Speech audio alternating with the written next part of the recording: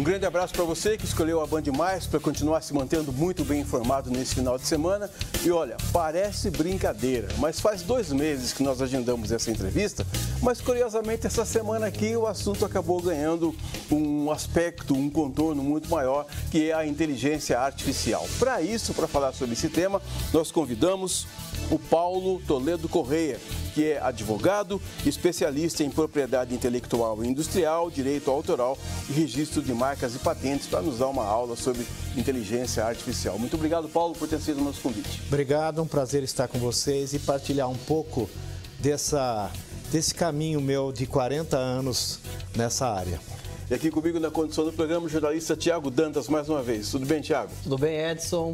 Prazer, Paulo, em conhecê-lo. Vamos juntos, mais um Band Entrevista. Mas, o Paulo, eu não vou deixar de fazer essa primeira pergunta sobre... Você falou de 40 anos, para mim está sendo novidade nesses dias. Então, vamos lá, o que é inteligência artificial? Não, na verdade, a história da inteligência artificial começa logo depois da Segunda Guerra Mundial. Um inglês chamado Alan Turing começa com as primeiras premissas, os primeiros trabalhos nessa direção. Depois desemboca em vários cientistas nos Estados Unidos dos anos 50 e vem aí numa grande caminhada, né, com a revolução da informática, né, e a informática depois com essa grande revolução que é o celular, que é um computador na mão, né?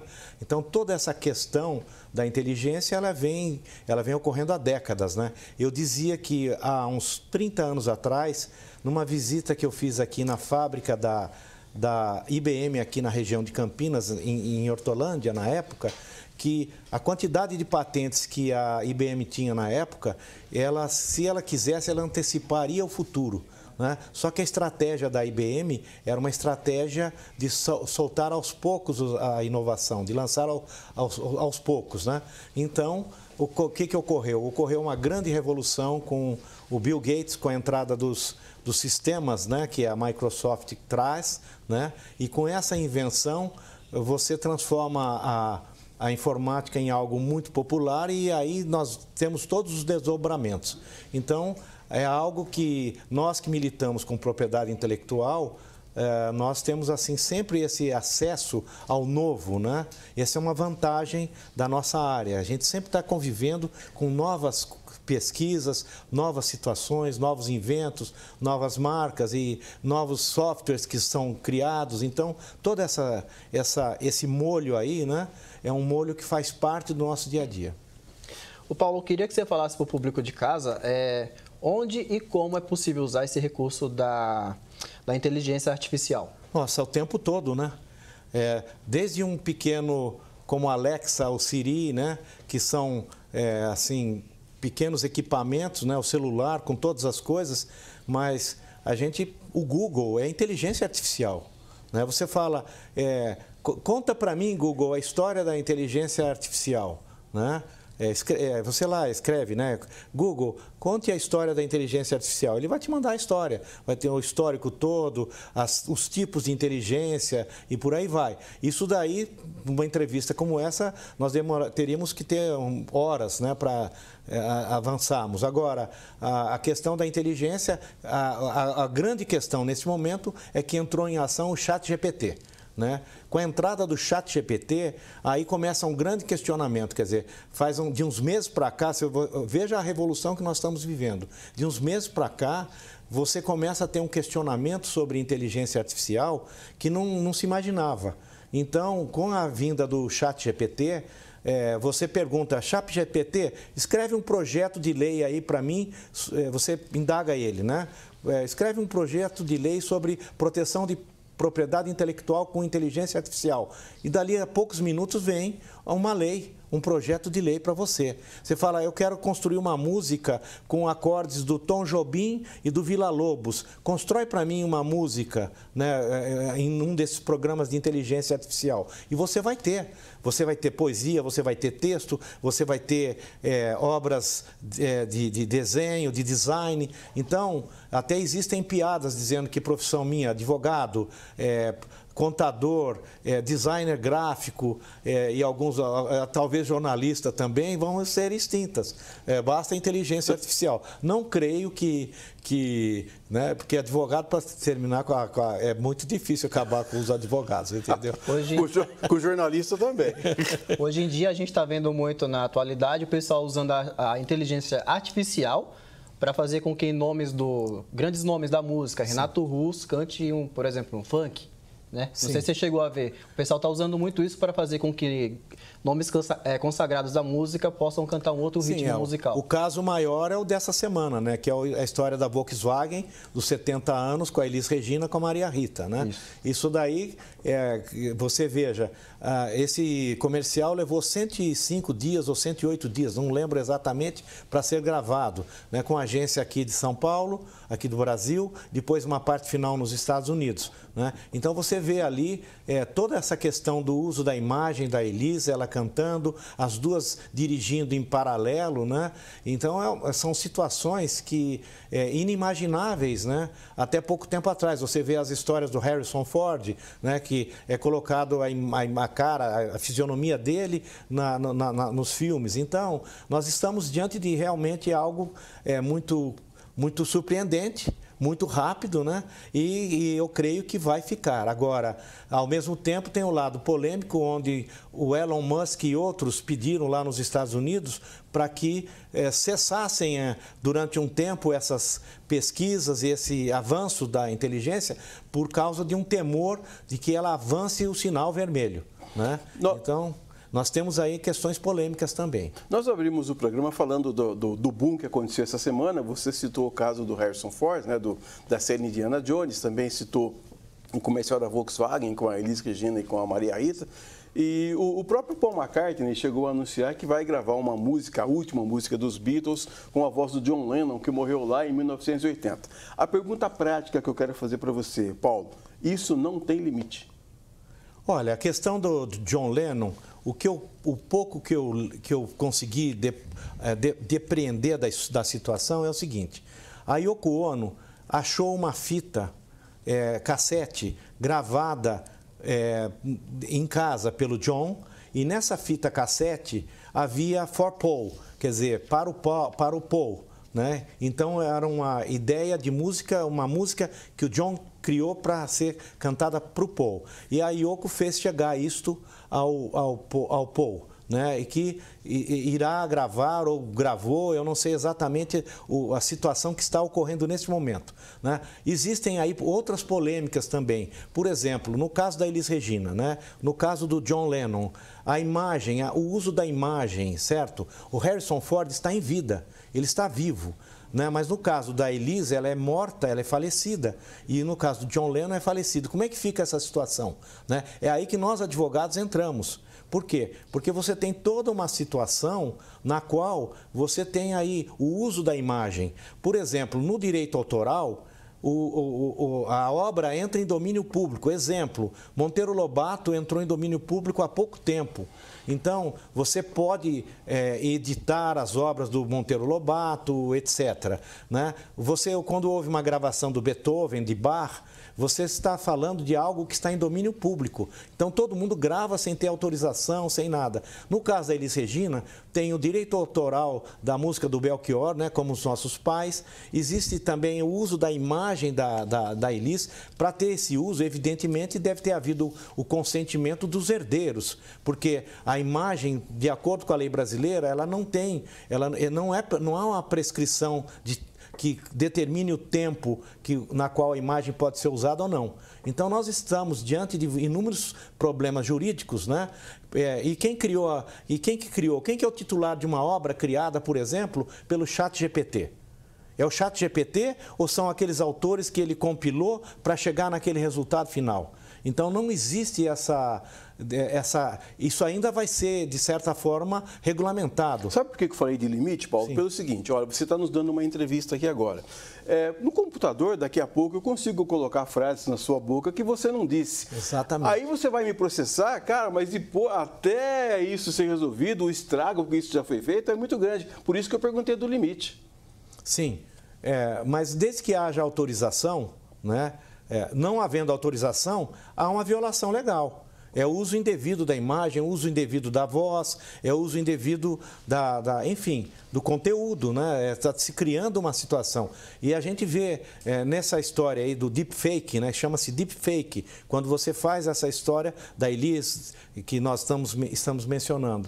Então, quando você vê esse tipo de situação, você vê que dentro dos limites legais, ok. Agora, foram ultrapassados os limites legais, aí você está violando a lei, né? E aí você aplica a lei normal. Por exemplo, o artigo 7º da Lei dos Direitos Autorais do Brasil diz que, independentemente dos inventos que surgirem, pertencem ao autor, pertence só ao autor a obra intelectual, né? Então, no caso do artigo 7º da lei brasileira, ele já dizia claramente que, independente das invenções que surgirão, nós teremos o autor protegido. Agora, com essa avalanche que está sendo criada pelo uso da inteligência artificial, nós temos aí uma outra situação, que na Europa e nos Estados Unidos já começam a haver polêmicas, né? Existem casos de advogados que a inteligência recusou a ação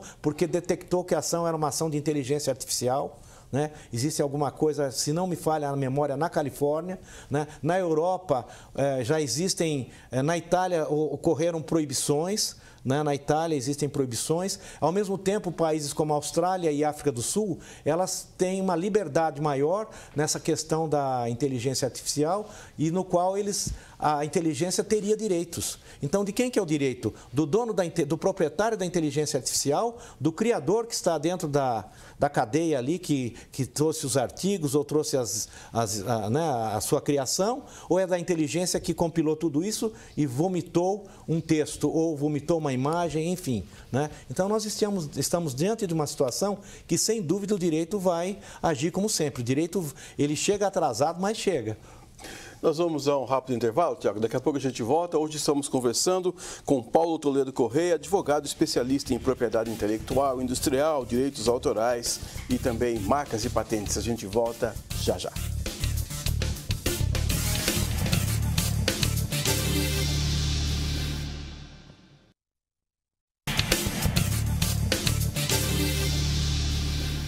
Voltamos com o segundo bloco do nosso Band Entrevista de hoje, falando sobre inteligência artificial. E o nosso convidado aqui é o Paulo Toledo Correia, advogado, especialista em propriedade intelectual e industrial, também direito autoral e registro de marcas e patentes. É sua vez de fazer pergunta. Isso. Paulo, eu queria saber de você como que a gente pode proteger as nossas crianças, até mesmo pessoas que costumam usar esses chats de relacionamento, porque a gente está vendo atualmente em uma novela exibida no horário nobre, que uma pessoa usa a inteligência artificial para se passar, um homem no caso, ele usa para se passar por uma mulher. Então ele aparentemente ali usa uma imagem de uma mulher, uma pessoa que existe, tudo pela base do artificial, e ali ele consegue entrar numa intimidade com aquela pessoa do outro lado da tela, ao ponto de conseguir, por exemplo, nudes. E nisso ele acaba cobrando a pessoa, ameaçando a pessoa de colocar essas fotos íntimas nas redes sociais. Em troca, ele pede até uma quantia financeira. Eu queria saber de você, como que a gente consegue se proteger, como que a gente consegue identificar essas pessoas que aproveitam a inteligência artificial para cometer crimes na internet? Olha, na verdade, eu diria aí que aí é muito mais um problema criminal do que um problema de inteligência artificial, certo? Ele de fato, é um deepfake aí do mal, vamos falar assim, né? No caso da Elisa, é um deepfake que não é do mal, né? Bom, primeiro passo, pai e mãe devem ter sempre, impor limites, né? Crianças hoje, daqui a pouco, esses dias eu recebi uma charge de uma criança, de um robô pulando a amarelinha, a criança olhando o celular, né? Alguma coisa assim. Então, primeiro, os pais imporem limites, né? E sempre estarem olhando que os filhos, né? E não darem permissão para todo tipo de situação. Mas isso também não adianta só isso, né? Agora, a questão do uso indevido né, dessa internet profunda aí, né? Aí já é uma questão criminal, não é verdade? O pedófilo, o criminoso, né, que usa, ele está cometendo crime independente de seu ambiente virtual ou ambiente não virtual. Né? Todos nós aí vimos em algum momento das nossas vidas esse tipo de personagem. Sempre existiu, vai continuar existindo, né? É uma questão só de você realmente tomar a medida. Descobriu, age. Né? Tem que agir rapidamente, não pode ficar perdendo tempo aí. Agora, a lei, independente de ter uma lei prevendo, já existe a lei penal que prevê essa tipologia de crimes, né? O problema, Paulo, é que sempre que surge alguma novidade, logo já surgem os aproveitadores, né? Se alguém inventa uma chave que pode abrir qualquer tipo de porta, alguém já vai querer roubar um carro, né, com aquela chave. Quer dizer, é difícil você estabelecer um limite, né? Sim, mas deve ter já deve ter algum invento aí nessa área que é um tipo filtro que vai filtrar o que a criança pode assistir. Né? Então, eu creio que é uma questão, existe a necessidade, existe a invenção. Né? Então, eu creio que já devem existir softwares, já devem existir vários tipos de inteligência que podem coibir esse tipo de abuso, vamos falar assim.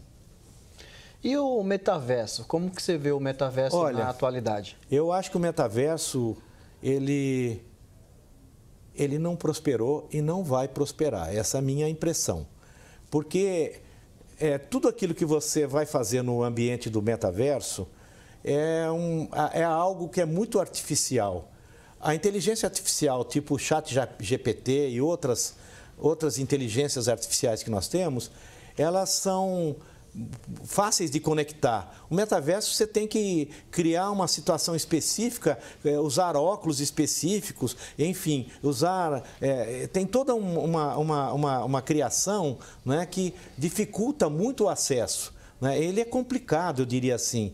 Então, eu vejo com muita reserva, acho que vai existir um público, que é o público de consumidor de tipo Apple, que ele é fanatizado por aquele equipamento daquela marca e vai continuar sendo, achando que aquilo é o máximo e não vai abdicar dessa ideia, mas eu creio que o metaverso não vai ter futuro, um grande futuro. Talvez, se criarem novas aplicações ou aplicativos dentro do metaverso, para determinadas situações específicas. Então, talvez ele tenha, né, digamos, no campo da medicina, às vezes, ou num campo... Mas tem, sabe, você viver num mundo de videogame, eu acho meio complicado. A inteligência tipo ChatGPT não é mundo do videogame, é um mundo muito real. Bom, não vamos também sepultar aqui a inteligência artificial, sim, né, Paulo? Me dê aí sim, um ou dois exemplos bons que possam ser usados, ou na medicina, por exemplo. Bom, na medicina já se sabe, né, que... Bom, você não precisa ir longe. Um exemplo, você vê uma junta médica hoje se reunir, né, através de o quê? De videoconferência. Isso é inteligência artificial também. Né? Então, nós temos muitos usos maravilhosos de inteligência artificial, né, que você tem realmente assim um grande futuro, né? Um médico aqui, de repente um médico num local ermo, num local difícil acesso, lá no meio do Amazonas, em Santarém, por exemplo, né? Num hospital, ele opera diretamente conectando com Houston, no Texas, né? Faz toda a cirurgia com robótica, com tudo usando inteligência. Aliás, a inteligência artificial, ela é usada há muito tempo. Me lembro aqui, na década de 90, eu fui visitar uma indústria aqui na região de Campinas, e cheguei lá e fiquei impressionado, a Dow Corning. Eu fiquei impressionado, tinha 5, 10 funcionários. A gente está acostumado a entrar no chão na planta de uma fábrica com dezenas, centenas de funcionários. De repente, você via ali 5, 10 funcionários lidando só com os computadores e fazendo as misturas todo via computação. Então, quer dizer, o uso da aplicação, né, da inteligência artificial já vem de data, tem muita coisa positiva, né, e é muito benéfica. Eu acho que é uma questão só de coibir os excessos, como sempre.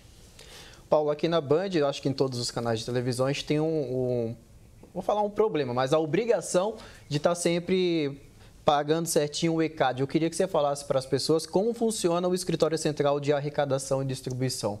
Olha, a questão do ECAD é assim, existe muita polêmica sempre existiu, né? Tanto que existem outras sociedades arrecadadoras e vários artistas independentes sempre tiveram essa questão, né, da arrecadação.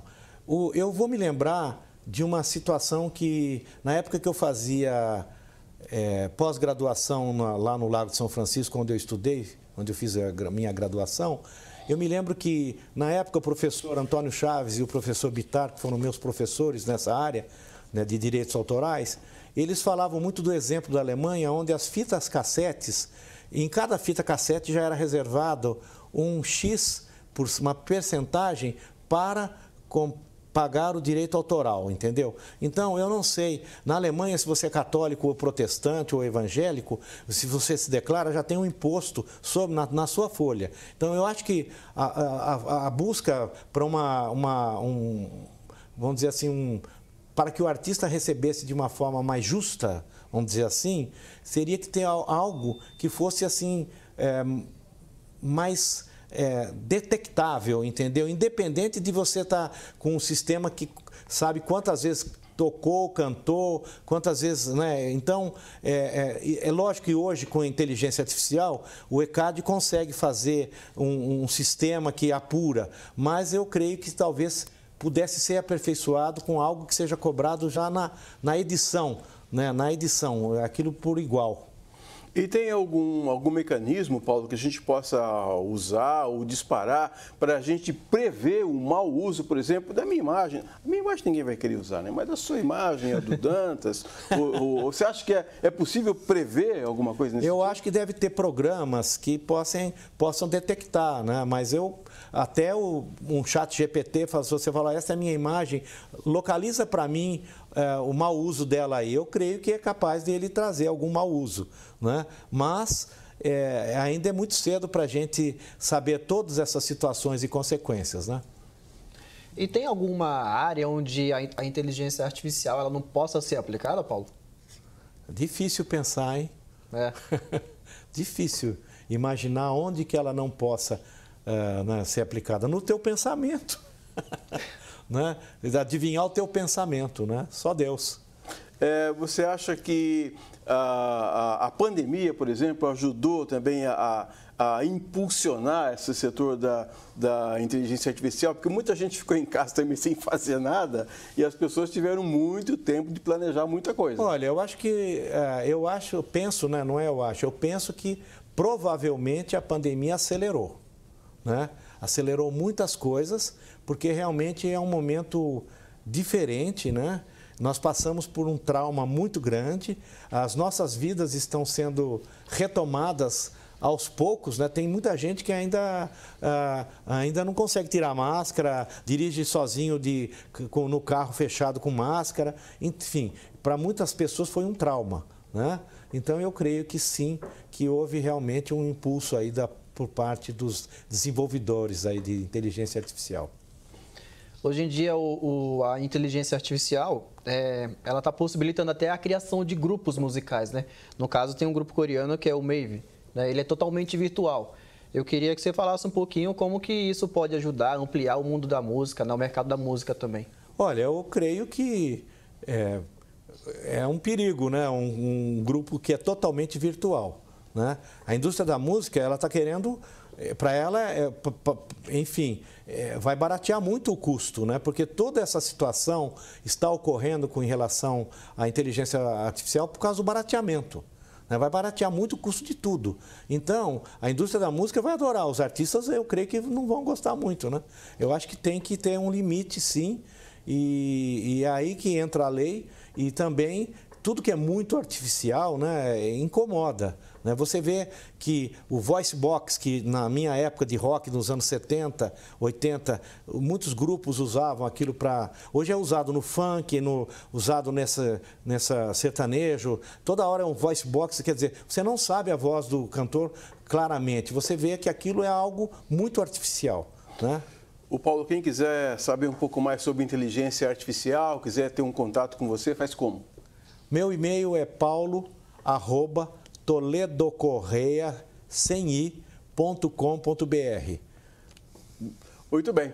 Falamos então aqui com Paulo Toledo Correia, que é advogado, especialista em propriedade intelectual e industrial, também direito autoral e registro de marcas e patentes. Muito obrigado, viu, por ter aceito o nosso convite e por ter vindo aqui. Obrigado, eu agradeço a oportunidade e quando precisar estamos aí.